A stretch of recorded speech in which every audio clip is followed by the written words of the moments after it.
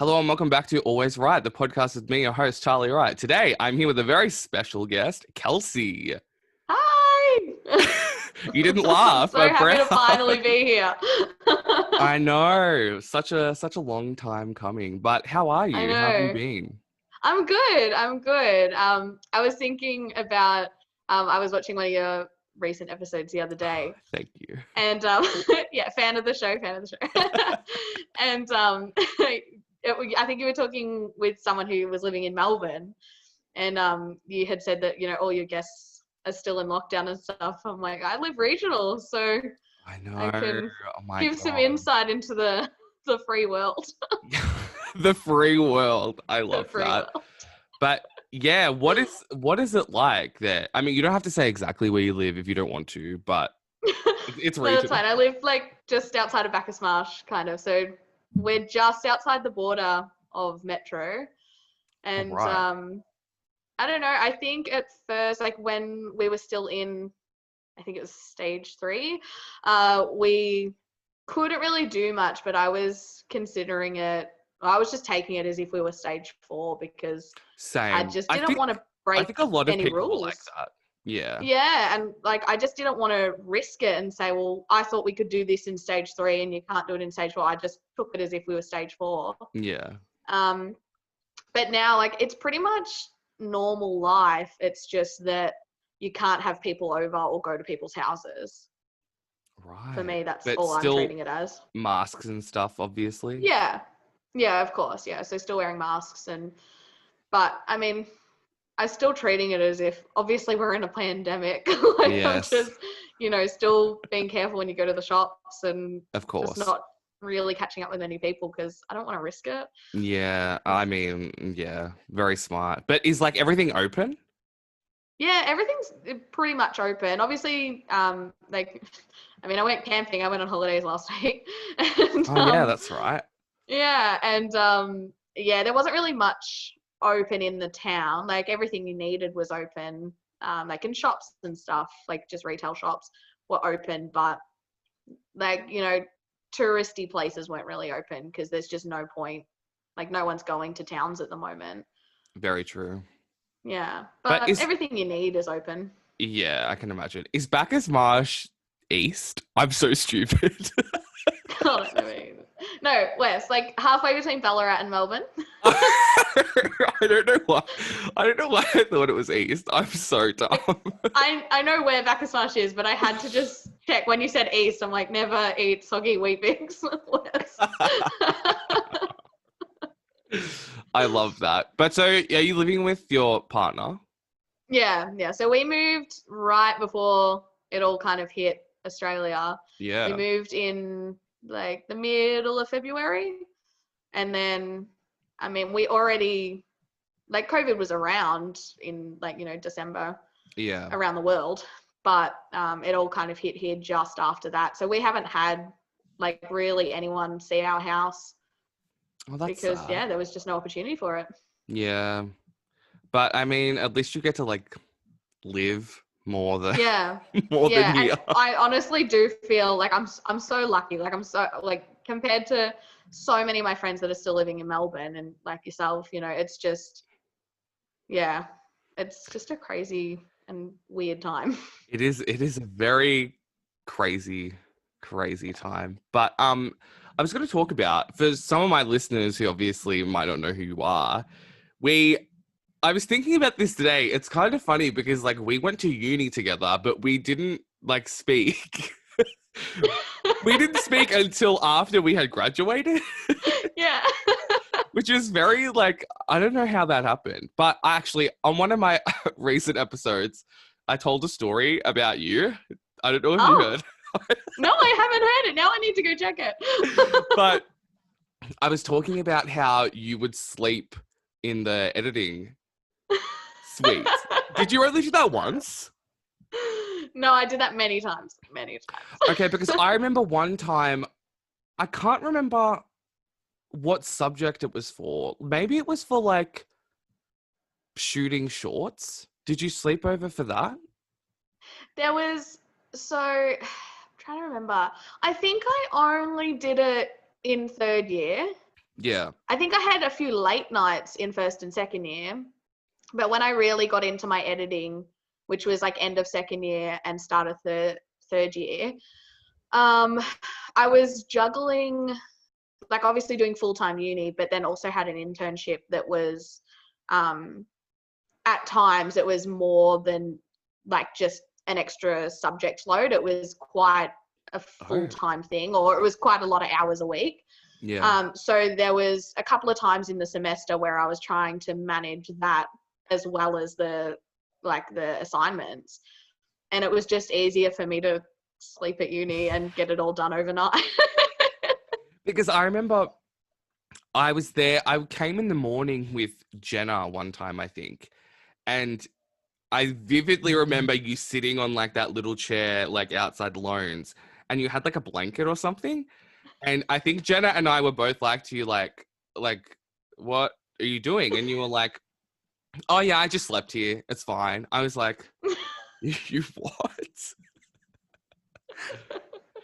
But like, Yeah. how did you actually, for people who don't know, at our university that we went to, La Trobe, they have editing suites that are just like tiny little like office rooms basically with a Pretty much desk. enough room for a computer and someone to sleep. That's how big it is. So did you sleep under the desk?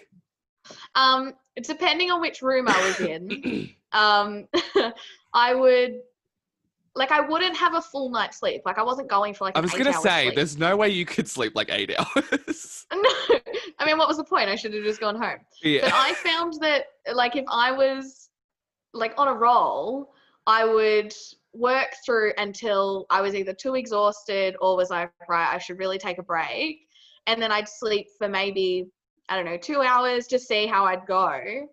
And then wake up and either like I'll go get something to eat or I'd jump back into the editing or start doing more assignments. But I just found it was really good for, I mean, it was so not good, but I liked that if I went home, I got out of that like motivation. And then if I'd wake up in the morning and be like, oh, I'm so tired, I wouldn't go in early because I'm like, oh, I deserve a rest. Yeah. And then I'd fall behind on all that extra work. Yes. Whereas if I was already at uni, it's like, all right, well, you're here, do it. You get in the groove of like editing and doing things. Yeah, and I would much rather spend, a heap of hours in a row working on something and just being absolutely dead and then having it done and being able to sleep for 2 days. See, that's always what I want to do, but I can never end up doing it. Like I always end up just doing like a little bit of something every day and I hate it. Like I wish I could just sit and do work all in a row for like a certain amount of hours and it'd be finished. But I think that's how I got through uni though. Like a lot of my assignments, I didn't start early. I would more often than not start them in the last, 24 to 48 hours. But then I'd have them done because it was like, all right, well, it's due, bloody do it. And so I did. right. Like, and You need a deadline. I think I work best like that. But then with editing, I think you can't start that the day before. No. I would never start it the day before. Editing is always something that I think I started early, but that's because there's always so much to do. And even when you finish a project, you can still go over it and do more. There's always something you can add. 100%. Whereas I know with assignments you can do that, but I don't. I was always like, nah, it's finished. I'm done. It's written. Right. But I've hit 1,000 words. I'm out. yeah, I'm a bit like that too. But what did you work on for shooting shorts? What was your movie? I don't remember. Shooting shorts was second year? No, not shooting shorts. What was the last one? The big one. Production? Oh, yeah. I just keep thinking of the documentary we did, but was that third year or was that That was year? third year. That was third year. Yes, yeah. But I'm talking about like my film was Danger Ahead, the car one. Do you remember? No. Rude. How dare you? Sorry, I'm really sorry. Is this for the end of third year? Yes. I feel like, did I go to uni? I know. I'm like, is she okay? I'm Like, trying to remember. did your script get chosen? Yes or no? Oh, okay. Now I remember what one you mean. No. Okay. Sorry, I just completely I forgot. don't know what the I don't subject was remember the called, second half of third year. but it was the one with Angie. I don't remember what the subject was called. Was it like production? Um, Production something. yeah. I mean, you're asking the wrong person. Yeah, I am. But anyway, do you remember what you worked on? Um, yeah. I remember, and it was like ours was, yeah, it was set like in the TV studio, and we were like filming a show. Is that not what you do? Do you know what subject I'm talking about? Yes, that was web series. That's not what I'm talking about. Hang on. Okay, the one I think you're talking about, wasn't that the end of second year? Oh, you're right. Yes. Okay. That was shooting, it was shooting shorts. Yes, you're right. Yeah. Sorry. Yes, Angie taught it. Yeah. Yeah. Okay. Yes, that was second year. I do know that. I was like, I Okay. don't think I made another film. I think I was getting the documentary confused with that. Anyway, Yeah. so what did you Honestly, work the on? second half of second year and third year is just a blur. Like Yeah. that 18 Right. months is just wild. Ours was about yeah, no, it wasn't my script that got picked, but ours was about a cop that was like killed on the job but then became a ghost, I remember it. but like continued to work through the day. Mm-hmm. Yeah. Is that and the then one got home someone and died in a realized. car? No, this one, how did he die? I don't think we found out how he died. It just like started with him getting up off the ground and he had like blood on his head. And that was it. I think I do remember it, but I feel like there was another one where someone died in a car. I remember someone's dead body in a car. I don't remember. Not what you're talking about. Uh, No, but what was your that wasn't role? ours. What was your role on the? So I was the editor on that one, and I think that's how I got into my editing. Mm-hmm. But I also, I think I was kind of like, I wasn't production manager, but I kind of like ran the set a bit just to help our production manager because we were filming in like public streets and stuff, and so our production manager was busy trying to keep people out of the way and Yeah. stuff. So I kind of helped with that, but yeah, I was mainly the editor. But did you enjoy that experience? Like, I think like I really enjoyed editing. I say like I still enjoy editing. I just haven't done it for a while. yeah.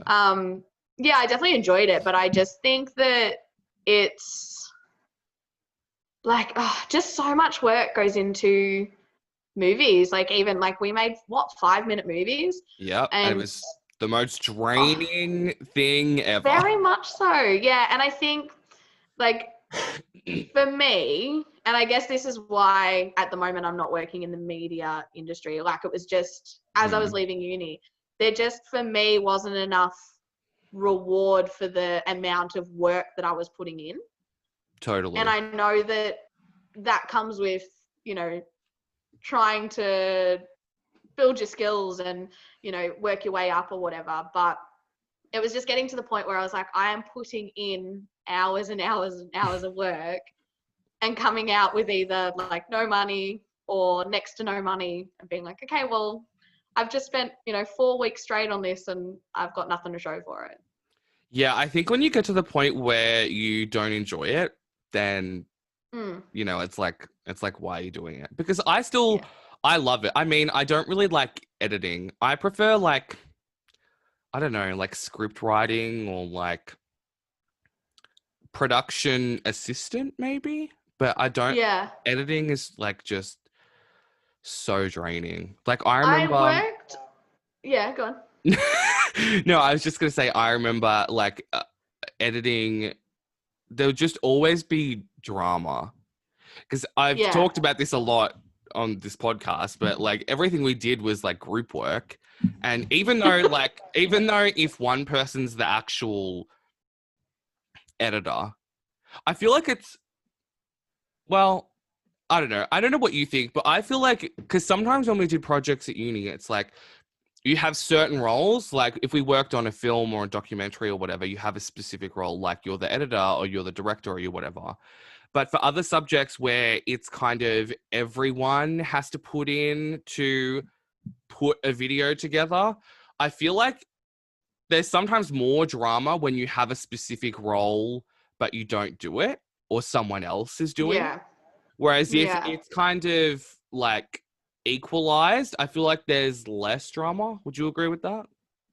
Yeah, I think definitely, and I can think of, there was a few, short films and stuff that I made where the teacher would come in and say, hey, well, I think you need to fix this, but that wasn't necessarily my role to fix it, or it wasn't the person she was talking to, or this teacher's, like, it wasn't this person's role to fix it. So then you've got to hand it off to another person.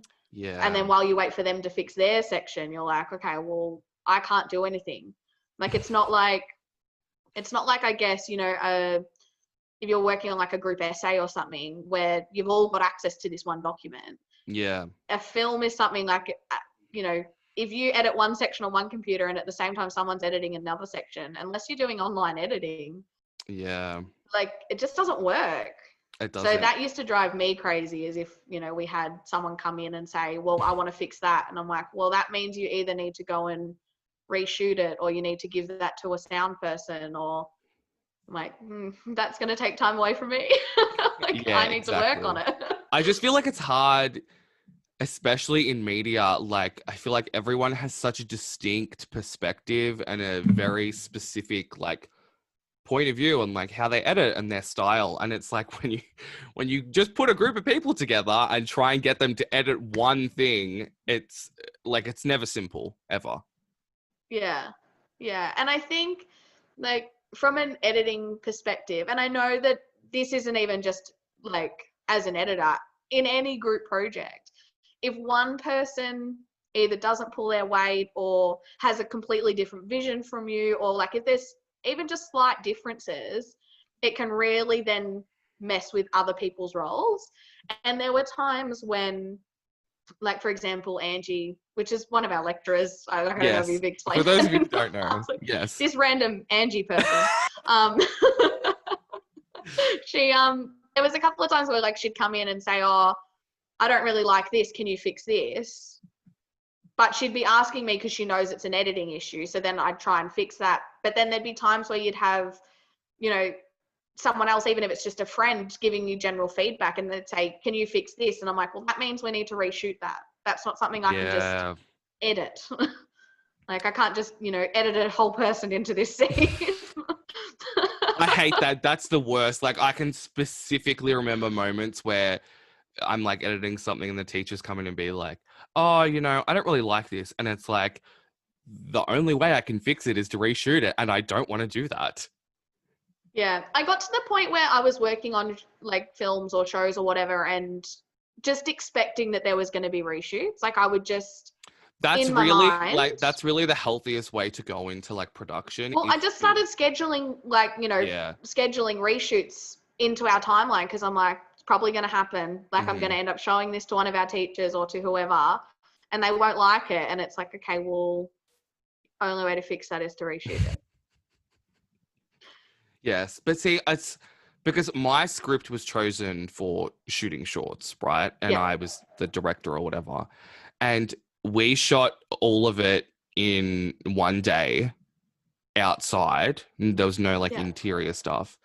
And like, I just remember when we were editing, Angie would come around and look at it and be like, because it was like sunny, then cloudy, sunny, cloudy. And some of them were so overexposed and others were so dark. And it's like, she was like, oh, why didn't you just reshoot that? And it's like, well, I specifically planned the day. Like, we shot for like 9 hours or something. So I was like, I figured that would be enough time, but you never have enough time, ever.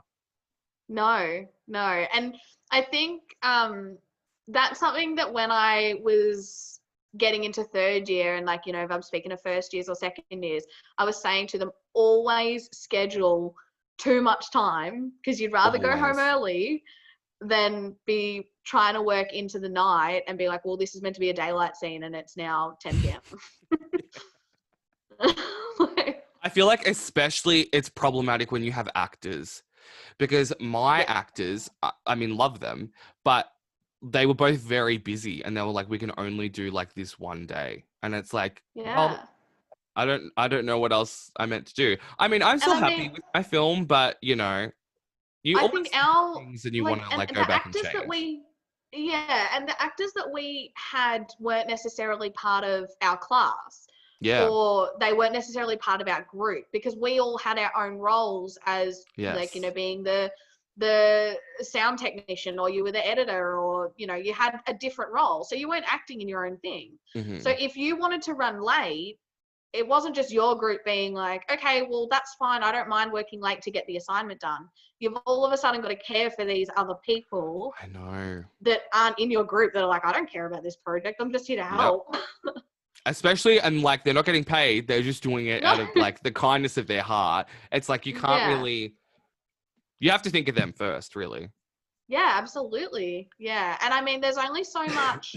There was many things that I worked on where, like, I mean, everything you work on runs into issues. Just but like Always. that's Always. the case. That's what happens. And there was a lot of times where I either, as an editor, was trying to fix issues, but like, I think when you're staring at a screen and you know the project like the back of your own hand, you can see the mistakes. Oh, And totally. like, oh, that used to just drive me nuts. Is like, I'm submitting this thing that I think is nowhere near perfect, Hmm. but everyone else is like, oh, I think it looks great. And you're like, nah, because I can see that's an issue, that's an issue, that's an issue, because I've been staring at it for 3 days. Like, Yeah. I know it's wrong. It's kind of funny how like attached you get to like Oh, a so project much when you're so. editing. You feel like it's your baby. It's Yeah. like I remember we would be maybe not so much me. Like I'm not really like that. I mean, I am sometimes, but I was working with other people, and if someone came in and they like cut something or did something, they would get so angry. Like Oh, you're attached. but like there were so many things where like I, and this is something that was often in my like feedback and stuff, is I'm very particular about like having smooth cuts and stuff. Like I don't like anything to be jolting. Like Hmm. it's got to, like if the footage looks bad, whatever, not my issue. As long as it runs smooth, I'm Hmm. happy. Yeah, I And agree with that.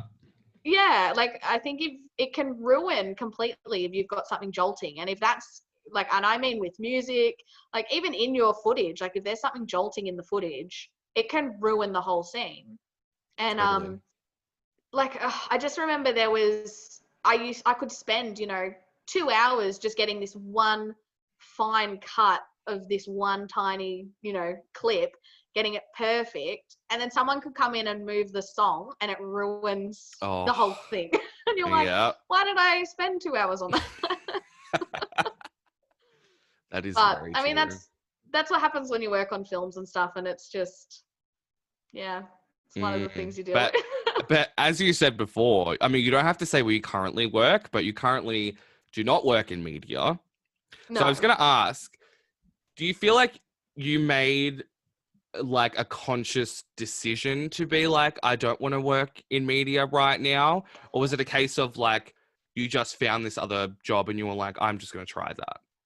No, it was definitely a conscious decision. I don't think it wasn't direct that I was just like, I'm not doing this anymore. Yeah. But it was definitely in my mind, I think I need to go and do something else. And if I come back to media, then I will come back to media.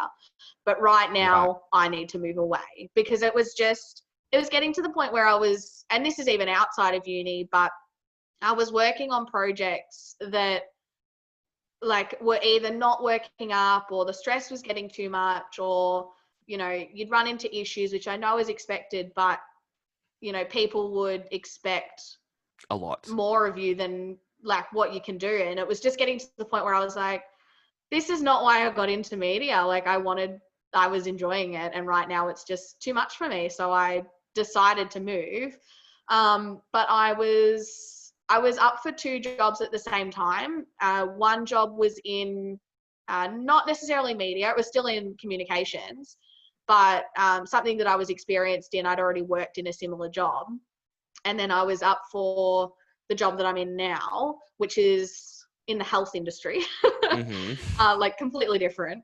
And I remember saying, okay, well, look, there's benefits to both. You know, they like the pay was kind of similar, the hours were different, but you know, there were pros and cons to both jobs. And I remember doing many pros and cons lists for each job. And then I consciously made the decision, nah, you know what, let's go and do something completely different. I'm going to go and do the health industry job and see how it goes.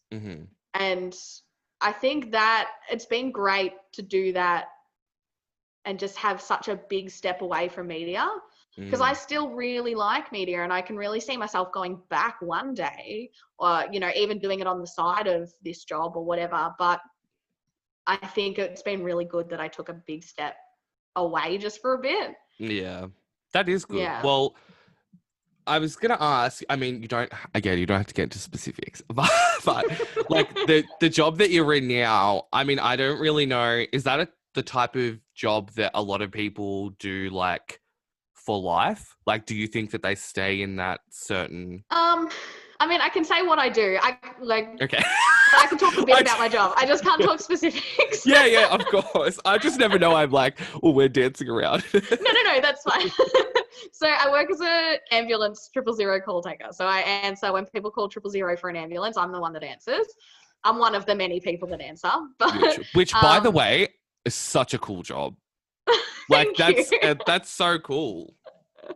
Thank you. I think a lot of people do react like that because it's just something that, like, to me, that's my world at the moment. Like, I mean, COVID means I'm either at work or I'm at home. Yeah. So to me, like, I don't know any different, but I do get a lot of people who are like, whoa, that's really, like, and it's like they haven't thought of the concept that someone has to answer that call. That's totally what it is, because it's just like, I don't know, you just don't really think of human beings doing that. Yeah, and I think human beings, but it's just like, I don't know anyone who does that as a job.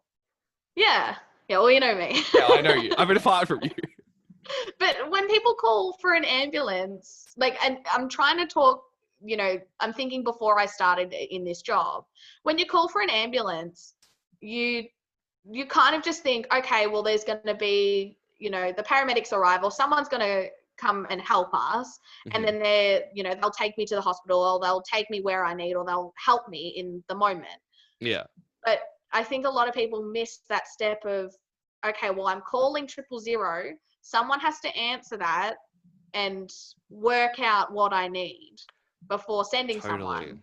Totally. Because it's not like, you know, every call to 000 is different, obviously. Yeah. And it's not like, you know, one ambulance will go to every person and take you to hospital.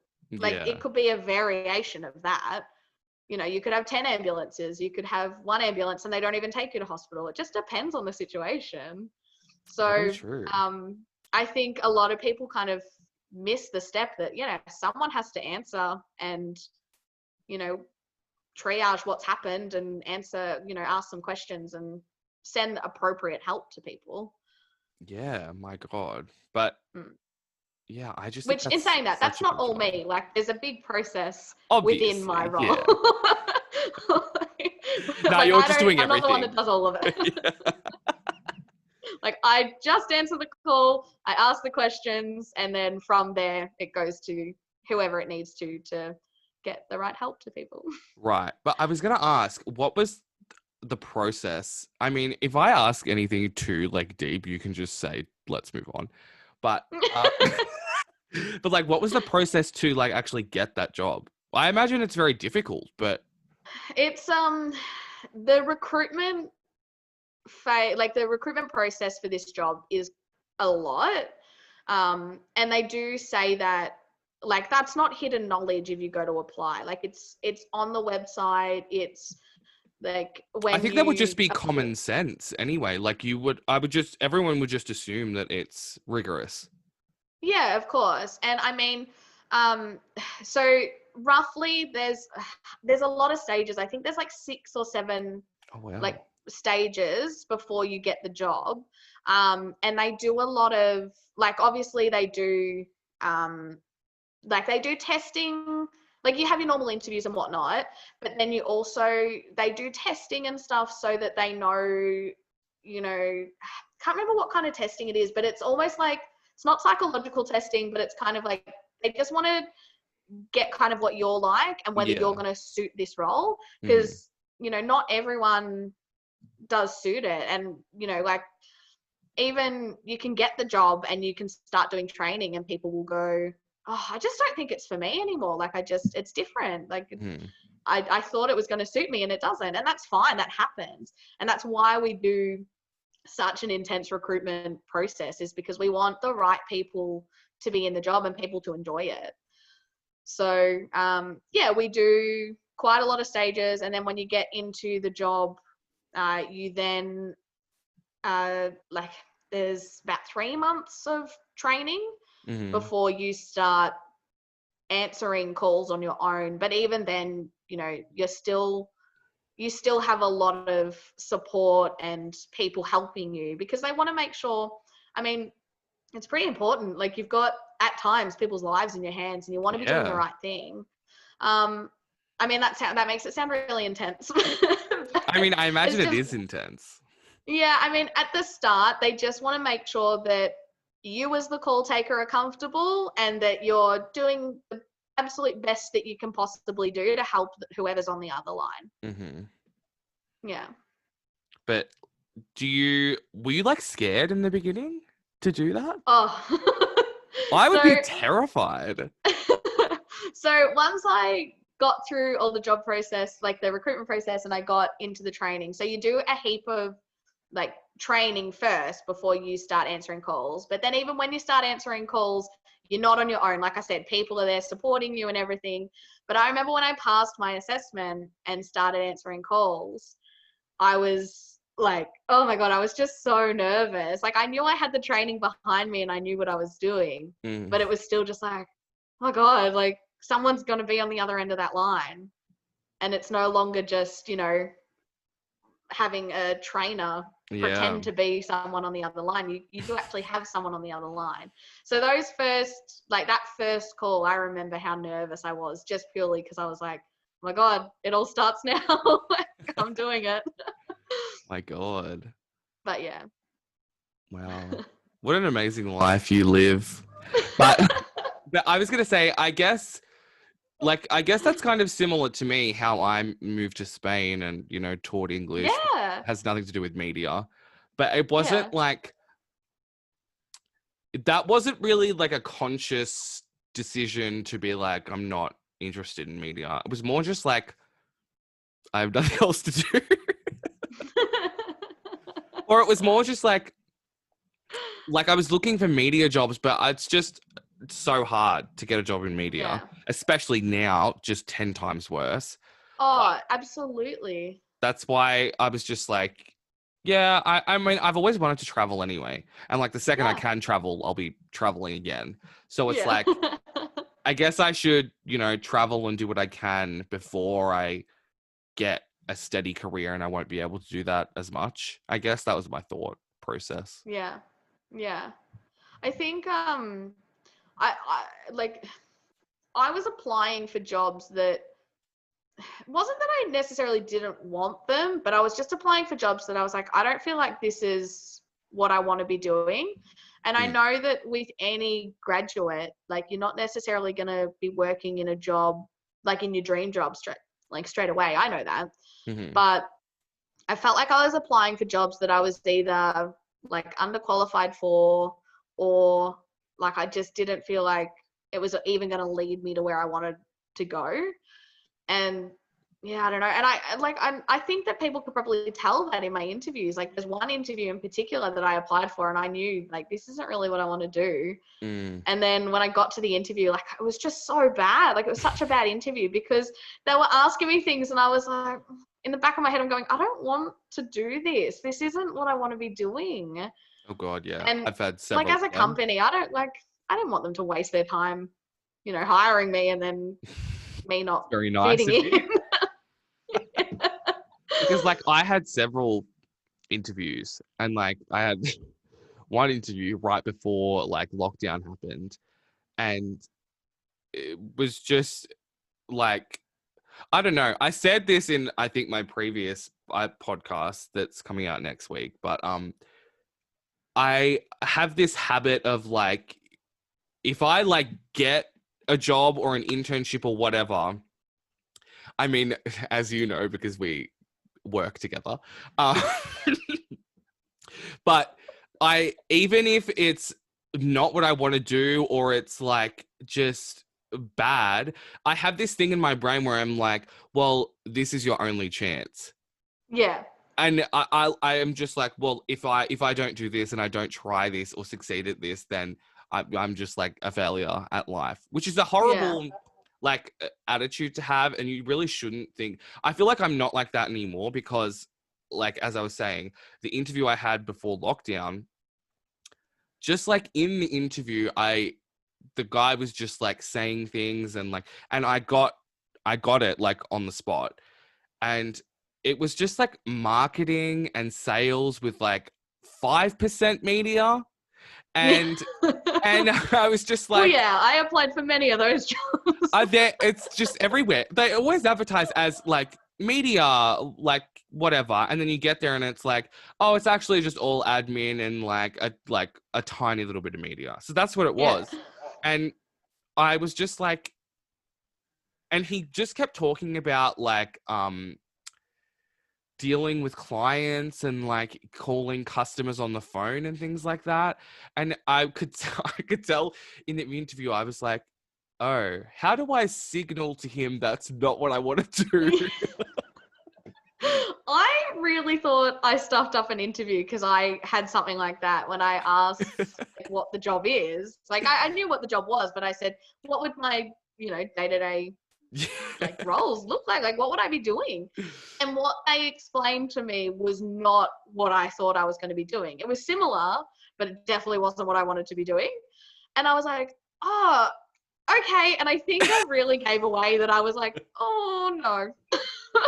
And I was like, no, that's fine. Like, and so I tried to stay really positive, but I think I gave it away so bad. And I was not expecting to even come close to getting that job. Right. And then that was the job that I ended up being, like, that I was tossing up between either taking that job or Right. job I'm in. Yeah. And when I emailed to be like, yeah, look, I'm going to actually take another job, they were like, oh, we're really shocked by that. And I was like, oh. I thought I'd screwed this up.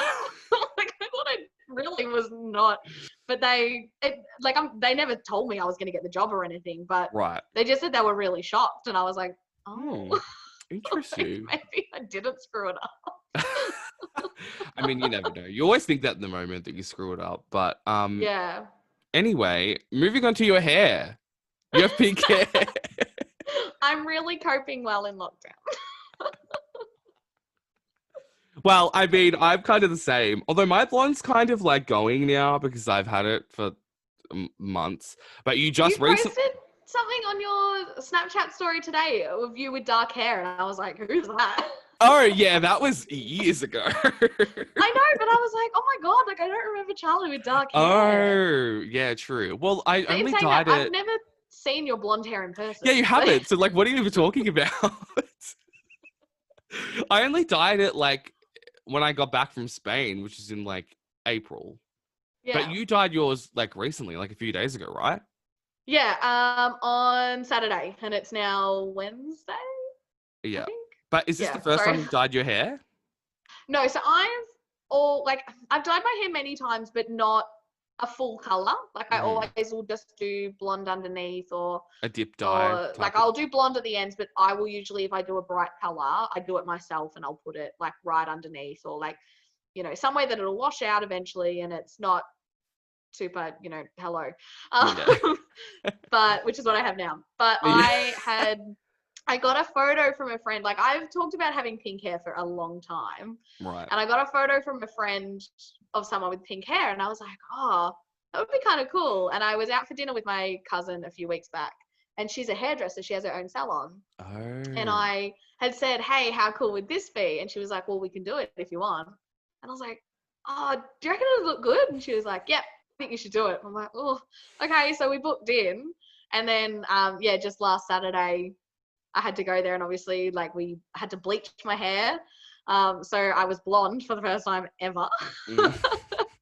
And which you saw many photos of that. Like, obviously, it looked really dodgy, but that's because, like, that's the just what pink happens. becomes yeah, it's not meant to look good straight away. And then we put pink in, and it's been very bright for the last few days. It's slowly starting to come down as I've washed it, but it's still very pink. It looks good though. I really like it. Thank you. Yeah, I really like it. I think, like, when I was in the chair at my cousin's house, like under the lights and like at her salon, she's got a salon in the back of their house. Yeah. But anyway, I was like, wow, this is like, it looks really cool, and the photos looked awesome. And then I got home and looked in the mirror and was like, oh my God. Like, it wasn't that I didn't like it. I was just like, it's so bright.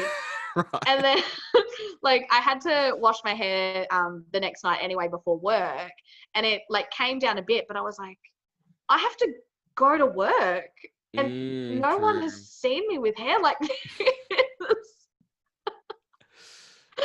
But yeah, no, I'm happy with it though. Like, I'm glad I've done it, because I've always said I would do it, and now I have. I mean, so. Now's the best time, you know.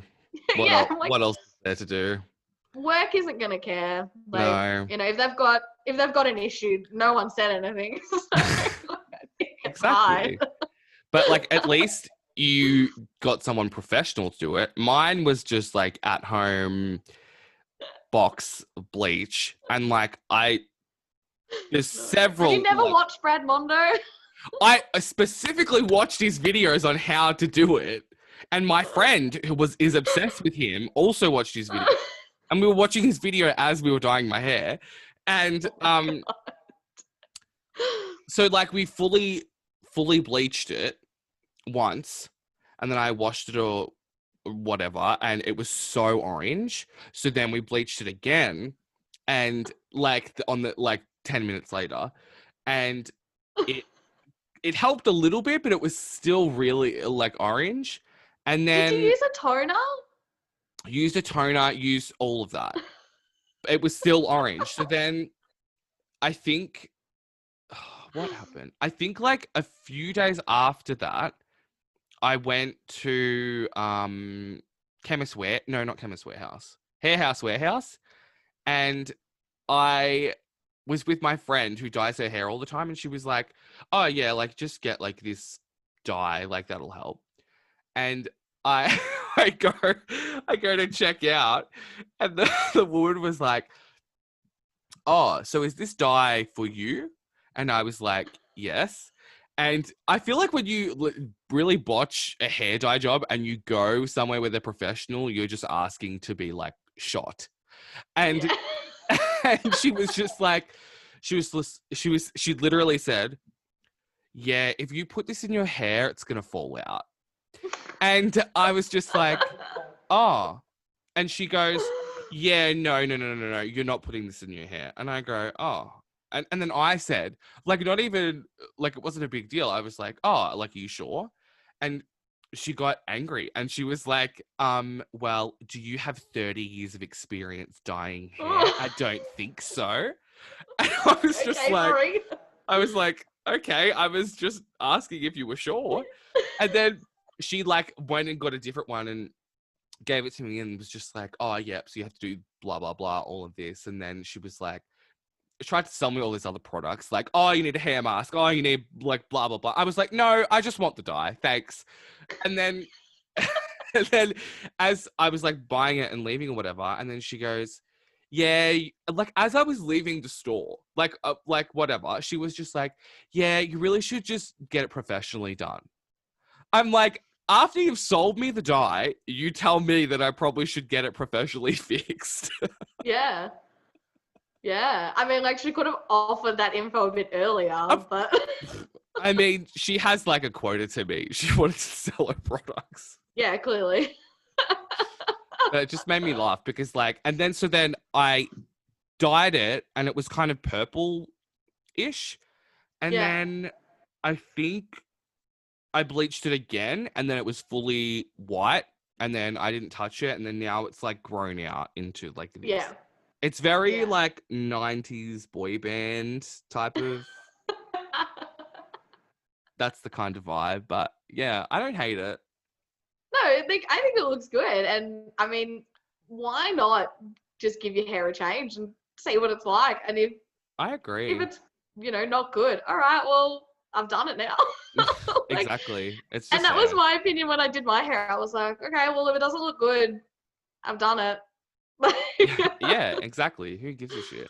But I was also going to discuss with you, I don't know Yes. if it was today or yesterday, maybe, the iPhone 12. Do you have an Okay. iPhone? So, I have one. I have a 10, and I'm probably Wow. just about. But like that came out.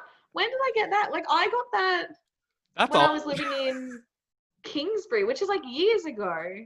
Yeah, Like I but reckon like that's been 3 years. 3 years. Yeah. Mm. So, I'm just about due for a new one. But like every time a new iPhone comes out, I'm like, I don't want to do the research on I this. Like know. they're so expensive. But at the same time, if you don't get the newest model, there's always new updates that are like Always. relevant for now. I know.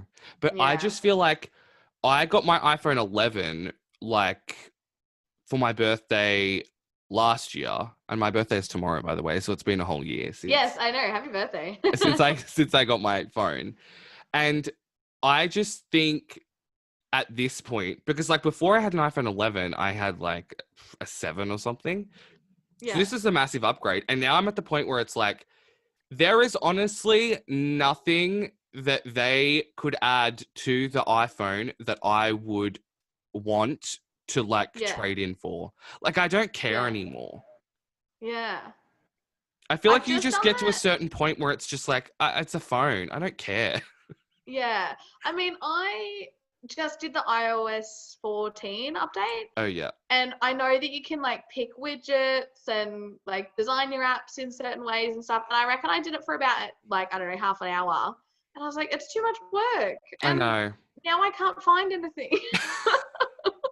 Like, I It's like don't the like people this who anymore. like change all their icons and things. It's like it would take me like weeks to figure out where anything is. Who could be So bothered? I don't know if I did it wrong, but I tried to change. God. Probably.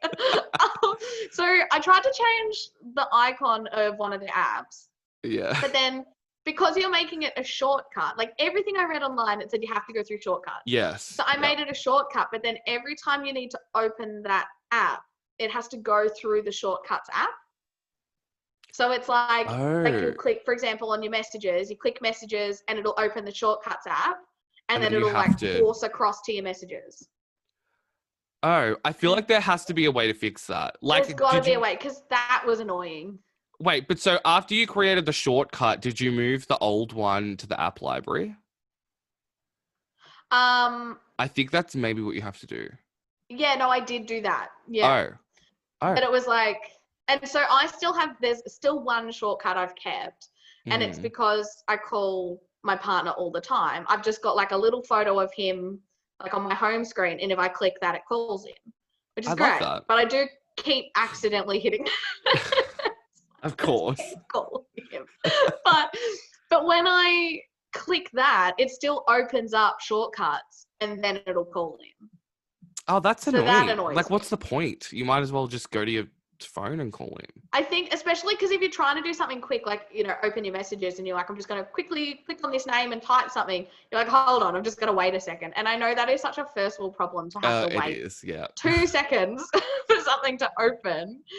But I don't know, that annoys me. No, I totally agree. But I just use Siri. I feel like no one else uses Siri as much as I do. So I have turned off Siri just being on. She's still there. How But dare you? I used to just have a, like, how you can just be like, hey Siri, Hey, sorry, Siri, I hope yeah. your phone doesn't go. I did. No, Siri, stop. But yeah, how you can say that and she's just listening and you can ask something, right? So Yeah. I used to have that but I thought that maybe, like, I don't know, the government would spy on me. But I mean, they're doing that already. So exactly. like, and I know that, and I know how ridiculous that is. I still turned it off. But like, I just find it so inconvenient. I'm just always like, I feel like my family is just always like, we always just hear you be like, "Hey Siri, open," you know, whatever. Oh, she's doing No, it. she's gonna do it Sorry, again. stop. There's nothing. Okay, stop. But I always do a tweet. We What? have like a Google Nest, and all the time John and I will like call out to Google, and the amount of times she gets it wrong. Oh my It's god, just I can like a running imagine. gag for us at home now, because like every time you'll be like, "Hey, you know, turn on the TV," and she'll be like, "Playing TV on YouTube Music," and you're like, "No, I don't." What Like, the no. hell? My god. But yeah, I think just use it technology's to great, call but people. also I don't really use it for anything else. I just do it to call people, so it's easier. yeah. I But- found it really, like, the only annoying thing for me was at work. Like, if I said something remotely along the lines of that phrase, Oh, she'd true. start, like, you'd hear it and she'd be like, "Oh, I didn't get that." And you're like, "Oh, shush, I'm on a phone call." Like, Yes, I don't- right. Yeah, wow. But other But- than that, like, I do think it is great. Just don't use I it. do. I love it. Like every time I see my grandma, I always like tell her to speak to Siri, or I speak to Siri because she thinks it's a real person. And It's like someone on the yeah, other end of the phone. she thinks there's someone there, and I just say something stupid like, "Hey Siri, what's up?" Like, I mean, I say something else, but I'm not going to say. I'm not going to repeat it. Yeah. Like I swear sometimes. And my nan is just, "Oh, I'm not talking to you. Stop." I knew this would happen. Wow, she's so responsive today. Like, okay. But like I say whatever, and my grandma's like, "No, you can't speak to her like that. How dare you?" I'm just like, it's not a real person. But anyway, Bless, that's so cute. it is very cute. But my point was, the iPhone 12 apparently like is just pretty much like the iPhone 11, except it has a like thicker layer of glass, which I think. But you can just get a screen protector. I know, just get a screen protector and like a good case. I don't really care about that. And also they're coming out with the iPhone 12 like mini version, and it's smaller than the iPhone 6. Oh. But iPhones used to be small. But do you like a small phone? I don't. Yeah, I mean, so my partner has a bigger phone than this. This is my 10. And like his is bigger than this. And every time I pick it up, I'm like, it's like I'm carrying like a mini iPad. Like it's big. Yeah. But then I think if I went any smaller, I'm also like, Yeah. like, but I don't know whether that's just because I'm used to it. Like I've had it for 3 years. So it True. could just be because I'm used to it. I think it depends also like what you really want to use the phone for. Like I watch YouTube on mine, and it's like obviously the bigger the screen, the better, you know? Yeah. But if you don't, if you're just like texting, you don't need a big phone, I guess. Yeah. I think the other difference is, doesn't the 11 have like multiple lenses on the camera? So the camera It is... sure does. Yeah. Whereas mine is just... Yeah, but it's like I don't know why it has 2 lenses. Like, I think, I mean, I would use the camera on my phone more if I hadn't have spent money straight out of uni for good camera equipment. right, Because true. even though I don't use the good camera equipment I bought, I hate it as someone who's worked in like video medium, being like, "Oh, I could do this on my phone." Like that really annoys me. I do hate that. Like I had to take photos for because I'm applying for my master's for next year. And I had to take photos like with my camera, and then I'm like looking through them, and I'm like, honestly, my iPhone has better quality than this camera. Like, yeah, I went to there's like a kind of like a creek reservoir thing near my house, and I after a night shift, I don't know, it was just really pretty on the way home. So I pulled over and started taking photos just on my phone.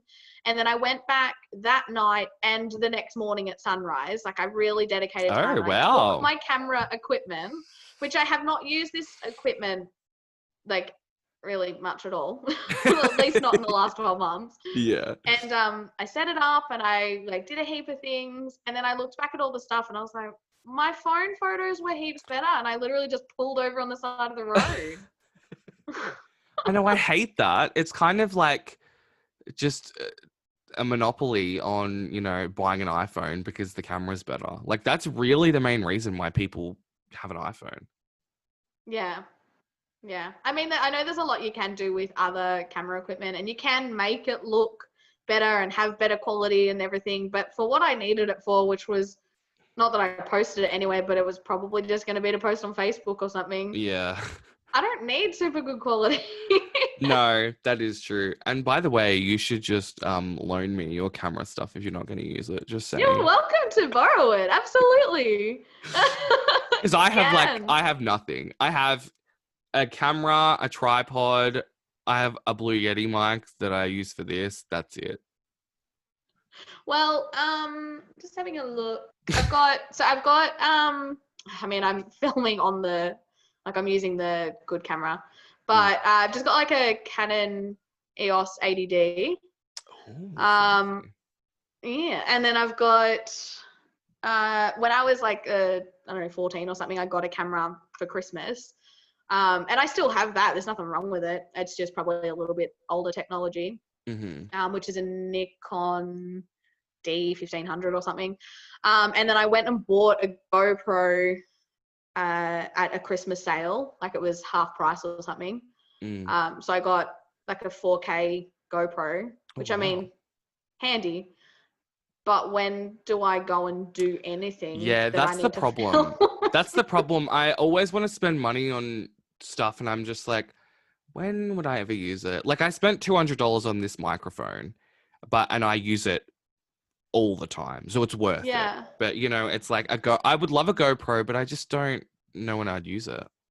Yeah, I mean, like they're probably my 3 best cameras. Like they're the good ones I have, and then I've got like a couple of I've got a Polaroid for my birthday a couple of years back and things like that. So I've got other cameras sitting there, but for like I bought them because I thought I was going to be doing more freelancing. Yeah, and then you know, 6 months down the track, I was like, I'm not doing anything.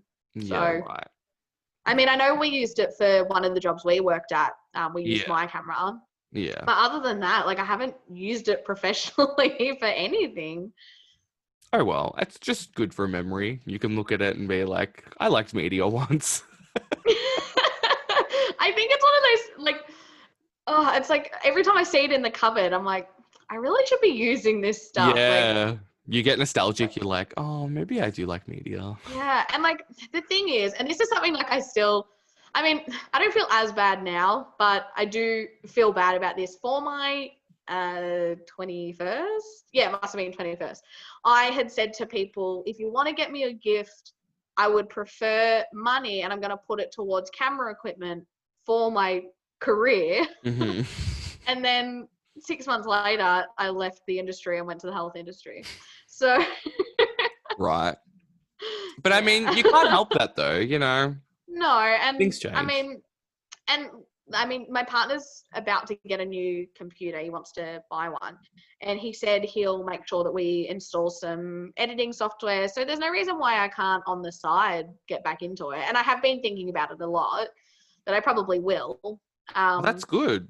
We should do our own production company. Okay, so I'm all for that. But I love that you immediately are like, no. I have not said no. I am all for it. But do you not remember at the end of uni, every single person was like, I'm starting a production company with these people. Oh, yeah. I'm guilty of it. I said it about 7 times with different people. Yeah. And none of us have made anything. No, of course not. Although, I think there are a certain group of people that we went to uni with who do have a production company, but I don't see them do anything. Do you know what I'm talking about? No. I'm like trying to think now. I mean, I'll tell you when we stop recording. Okay. But yeah, I know a lot of people who are just like, yeah, production company, you know. But like, we could actually do it because we work well together. I think we work great together. Yeah. So let's do it. I mean, based on our previous like adventures together in filming, our previous I think adventures. we work great together. I love that. Previous adventures. Yeah, no, totally. I agree. But anyway, Yeah. this episode is coming to an end. So, Kelsey, thank you so much for joining me. Did you have fun? I've had so much fun. I really want to do this again. Oh my God, I yes. hope you don't mind. I'm No. inviting myself back. Absolutely. Come back whenever you want. I need, Thank you. all the content I can possibly get. But do you want people to follow you on socials or no? I mean, you can. I don't really post much. But you Go, can. plug it. What's your Insta? My Instagram is at Kelsey, Kelsey, Renee, RENEE _00. It's way too complicated. But you can follow me there. Otherwise, you can find me on Facebook. But there's not really a lot to Maybe look don't at. add her on Facebook. But you can follow me on Instagram and Twitter at Charlie Wright with 2 R's in Charlie. And you can follow this show on Instagram at Always Right Podcast. But Kelsey, thank you so much for joining me. And Thank you for having me. come back anytime. Until next time, bye.